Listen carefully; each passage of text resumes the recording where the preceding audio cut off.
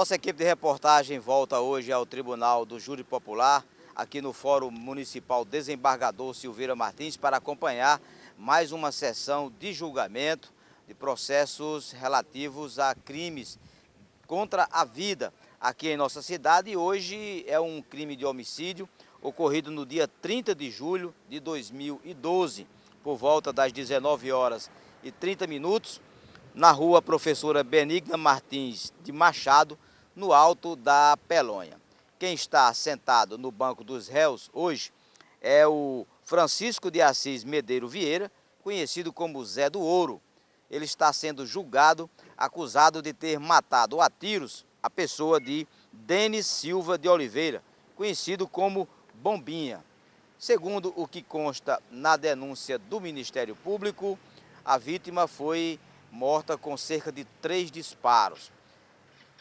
Na defesa do réu hoje está o doutor Wellington Barreto e na acusação, representando o Ministério Público, a doutora Engrácia Guiomar, que é a promotora de justiça. O Ministério Público fala em homicídio consumado com uma qualificadora que é exatamente não dar chance de defesa à vítima.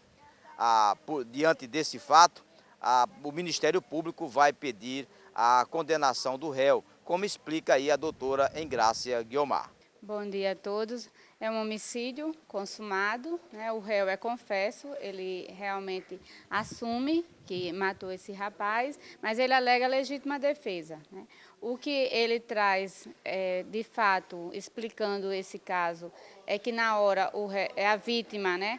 Ele pensou que a vítima ia atirar contra ele, alguma coisa desse tipo, e ele se defendeu, né? E, vamos dizer, a desavença entre eles é que supostamente a vítima teria invadido uma casa que é da esposa ou da filha dele, teria ficado lá residindo por um tempo. Eles tiveram que pagar uma quantia, parece R$300 para a vítima desocupar a casa. E depois eles começaram a notar que estavam desaparecendo sacos de cimento da construção que eles estavam realizando. E eles atribuíram esse fato também à vítima, mas o que não há prova nos autos. Doutora, nesse caso, o Ministério Público vai pedir a condenação do réu?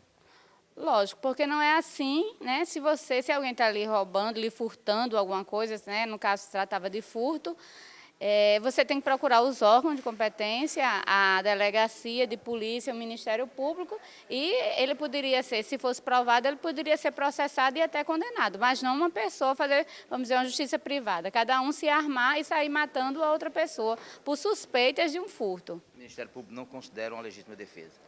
Pelo que eu estudei até o momento, não. Do caso, não. Alguma qualificadora, doutora? Salvo engano, qualificadora de recurso da surpresa, né? Recurso que dificultou a defesa do ofendido. A defesa do réu leva para o Conselho de Sentença a tese de legítima defesa, como explica o advogado Wellington Barreto, que diz que vai pedir aí a absolvição do réu.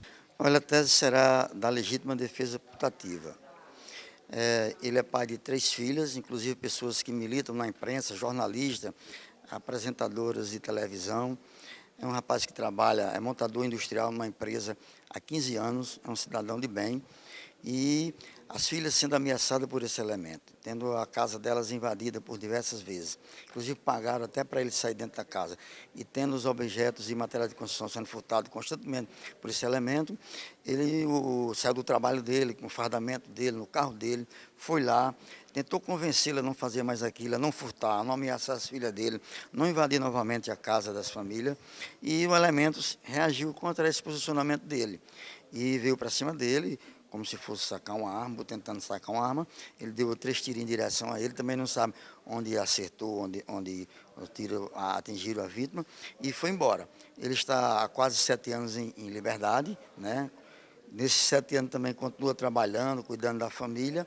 Então, é um camarada que tem um comportamento exemplar, que motivado pela reação da vítima, a vítima fez com que o fato acontecesse. Ele reagiu a essa agressão iminente da vítima, fazendo com que fosse ceifada a sua vida. tentar provar junto ao Conselho de Sentença a inocência do seu cliente.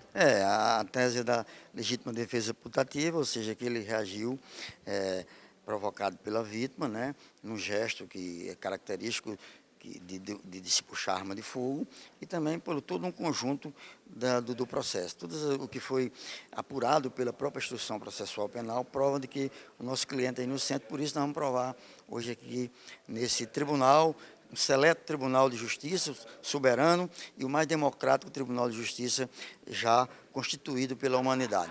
Um fato interessante que aconteceu no Tribunal do Júri Popular, na sessão de ontem, é que o promotor de justiça, o doutor Carlos Henrique Rappercock, na entrevista concedida à nossa reportagem, falava que o réu seria integrante de um grupo envolvido em mais de 50 homicídios, queria pedir a condenação e que a pena deveria ser uma pena longa aplicada pela justiça. Mas, no decorrer do julgamento, o doutor Carlos Henrique pediu a absolvição do réu, o Elber Veríssimo de Melo. Diante desse fato, o Conselho de Sentença considerou o réu inocente e, por isso, absolveu o mesmo das acusações.